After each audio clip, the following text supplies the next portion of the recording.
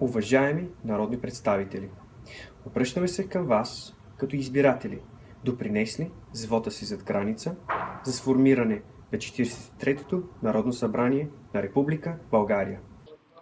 Сънародници от цял свят протестират срещу онези промени от изборния кодекс, които направиха гласуването задължително, но същевременно усложниха упражняването на този нов граждански дълг до невъзможност. Демокрацията не е сделка и национална сигурност не се гарантира чрез изборния кодекс. Държавната стабилност се крепи на опазването на гражданските права, а не на тяхното ограничаване. На президента да наложи вето над промените на изборния кодекс доказва правотата ни и самият той го определи като демократичен акт в подкрепа на българите в чужбина да гласуват. В новият си вид изборният кодекс е неприложим към действителността и противоречащ на Конституцията на България.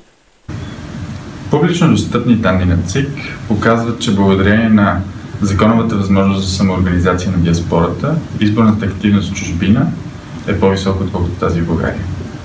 Това не пречи, а помага да бъде разбит контролирания вод.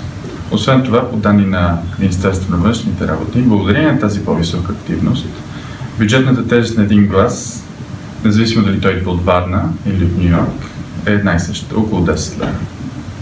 На вашето чувство за държавнически дълг и на личната ви чест на хора, положили клетва да представляват и работят за благото на суверена на България, а именно целият български народ, неделима част, която оставаме, където и да се намираме по света. Настояваме новото разглеждане на изборния кодекс в пленарна зала да стане в светлината на истинските факти и на препоръката на правна комисия за въвеждане на многомандатен избирателен район чужбина. Призоваваме за възстановяването на членове 11 до 14 от изборния кодекс от 2014 година. Те насърчиха разкриването на много повече избирателни секции за българската общност по света чрез доброволна организация и стимулираха удивителен скок в избирателната активност на българските граждани в Европа и Северна Америка. На входа на сградата, където скоро ви предстои да вземете съдбоносно решение за съдбата на всички български граждани в чужбина, е изписан завет. Съединението прави силата. Нашата кауза въплъщава истината на тези думи.